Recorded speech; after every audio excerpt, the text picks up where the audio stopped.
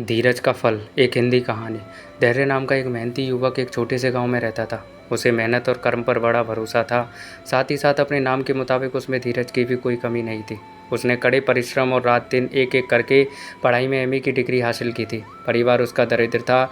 जब उसे अच्छी डिग्री हासिल हो गई तो सभी की उससे आशाएं बढ़ गईं। वह भी जल्द से जल्द अच्छी नौकरी पाकर अपनी और अपने परिवार की हालत को बेहतर करना चाहता था।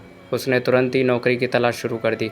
उसने सैकड़ों कंपनियां और बिजनेसेस के मालिकों को इंटरव्यू दिया, लेकिन बदनसीबी से उसे कहीं भी मौका नहीं दिया गया। धैर्य की जगह कोई और होता तो कब का टूट जाता, लेकिन जैसे कि मैंने आपको पहले ही बताया था, वो अपने नाम की तरह ही धीरज से भरपूर था। वह हर नाकामयाबी के बाद ज़्यादा जोर लगाकर प्रयास करता। एक दिन नौकरी की तलाश में धैर्य एक शहर में किसी व्यापारी के घर जा पहुंचा।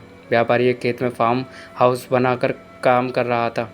धैर्य जब वहां पर पहुंचा तो व्यापारी अपने घर से गाड़ी में बैठकर कहीं जा रहा था। धैर्य ने उन्हें रास्ते में ही रोका और उनसे विनती की कि वह नौकरी की तलाश में उनके पास आ पहुंचा है। अगर उनके पास कोई भी काम हो तो प्लीज़ उसे दे दिया जाए। व्यापारी ने धैर्य को अच्छे से देखा और उनकी बातों पर गौर किया।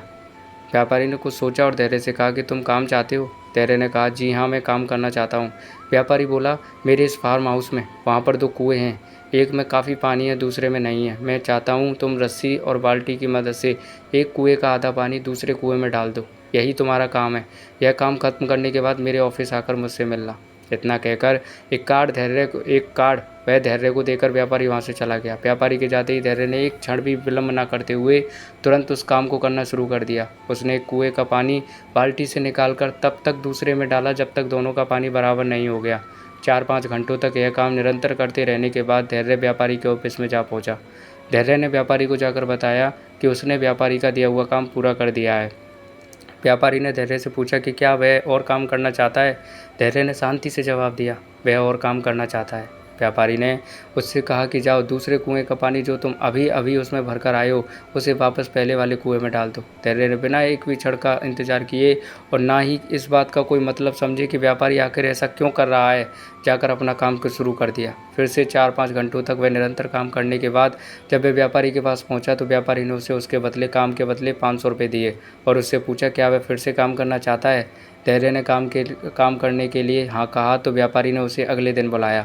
धैर्य ठीक समय पर व्यापारी के पास पहुंच गया और व्यापारी ने कुछ दिनों तक धैर्य को वही पुराना काम कुएं से पानी निकालकर दूसरे में डालने का दिया।